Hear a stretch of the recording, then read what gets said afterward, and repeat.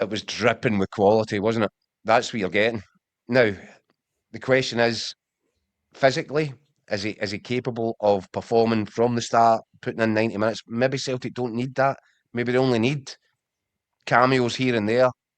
Because if you're bringing that sort of quality on the pitch, he can be a game changer as he was with that terrific strike.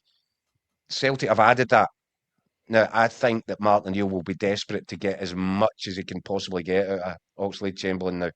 Get him starting, get him, performing, contributing in these final thirds, because that's where he can, make the difference between no points and 1 point, 1 point, 3 points. Guys like that, tried and tested quality.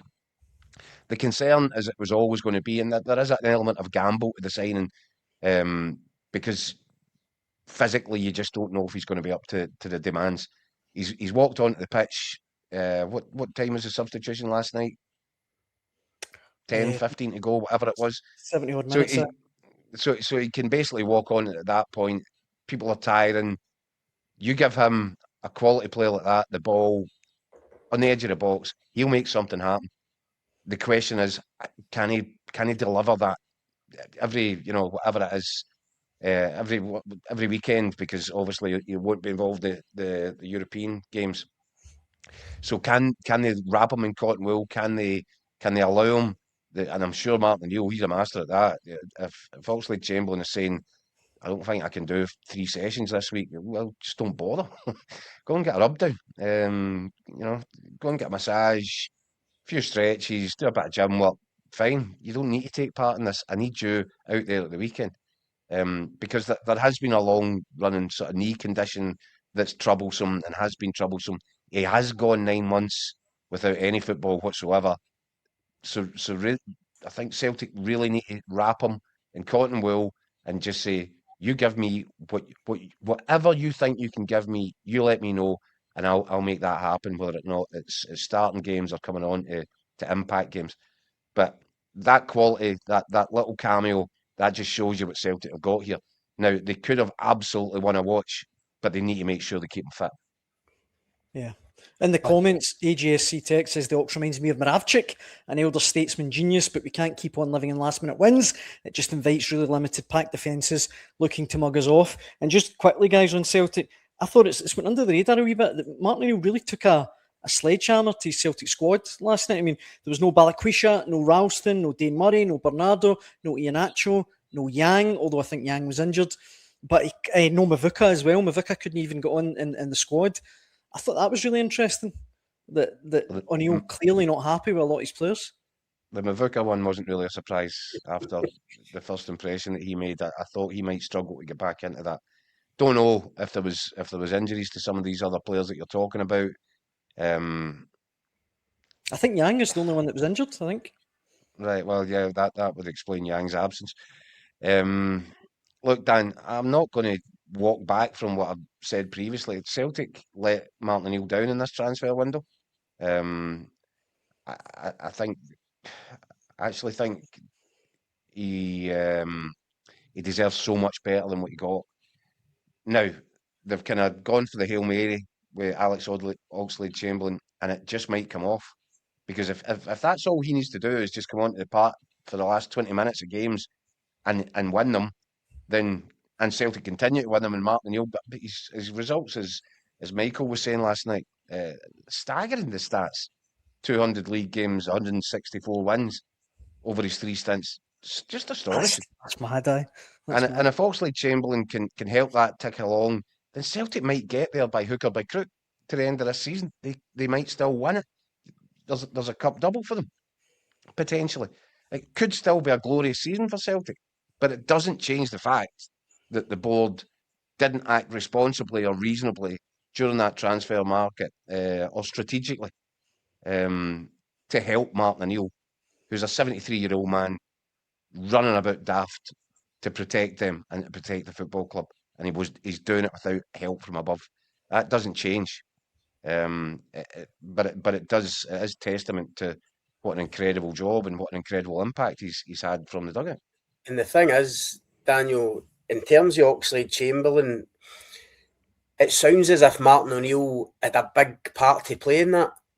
deal. See, while all these other guys were getting signed, and we were talking about who's signing these players, the recruitment department, maybe a bit of a mess. At one stage in the transfer window, remember me and Mick were on here, and Mick was talking about Martin O'Neill was basically getting handed players and having to watch them on videos and stuff. So it was a bit of chaos.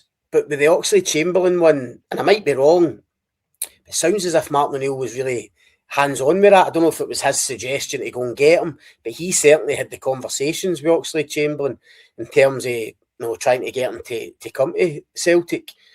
If that's the case, and it proves to be a masterstroke, and this guy gets the goals and produces performances to go and win him the title, you'd need to give Martin O'Neill even more praise.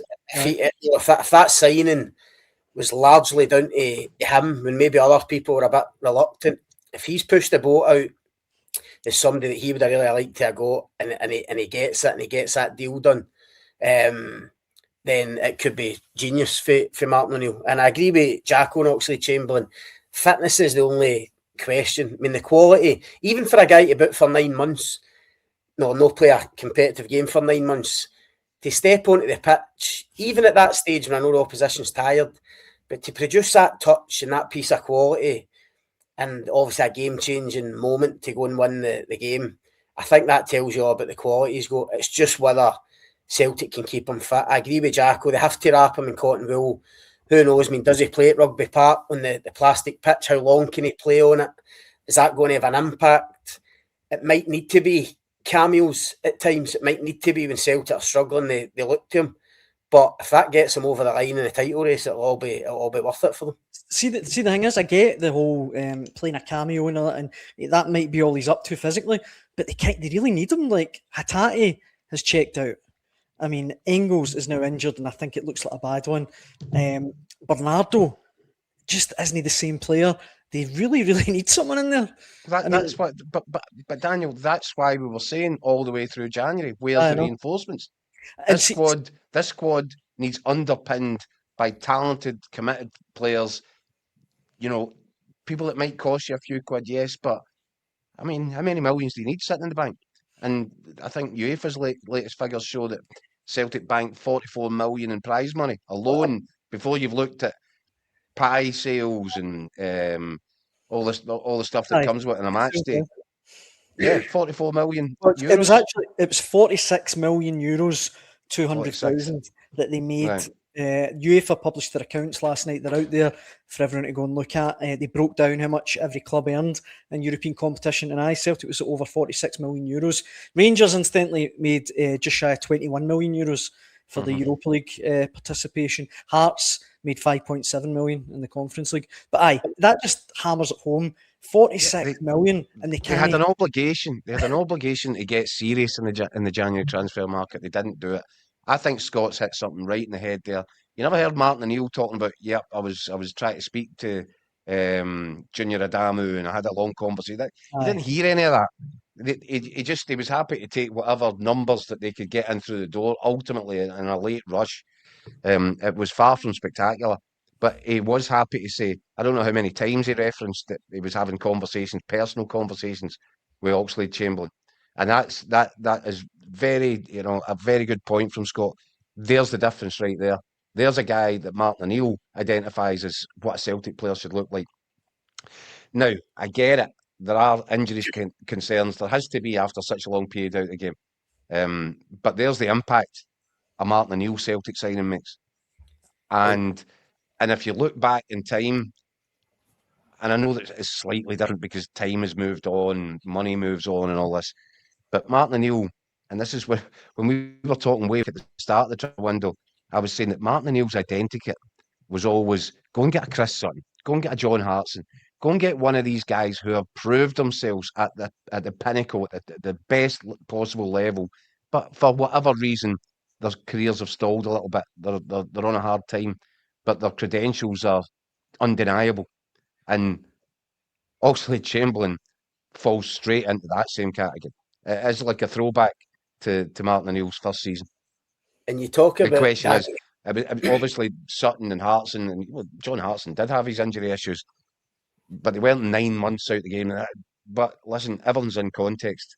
This is a Martin O'Neill level Celtic signing, and if they can keep him fit, and if he can progress his fitness, and if he can play, make a regular contribution, it really could be a game changer. Daniel, you spoke about Celtic needing him, needing that kind of inspirational figure because other guys aren't quite doing it. Look at the faces of the Celtic players when the Oxlade-Chamberlain goal goes in last night. Look at Callum McGregor, the way they celebrate. And I know it's a late winner, right? They're always going to celebrate. But honestly, I took for those pictures, those Celtic players, even guys like Callum McGregor are looking at Oxlade-Chamberlain thinking, we are so glad to have you here because we're going to need you in these coming weeks. Because they'll have seen his quality already in training. No, they knew he was a good player before he came in, but they'll have seen it in the last few days. And for him to come up with a moment like that, as I say, look at the players, how they celebrated it with him. That tells me those players... I thought that was telling as well, Scott. I think you're right. They're looking at him thinking, you could be the guy for us, you could be the difference maker for us between now and May, and by God, we needed somebody like you coming in here.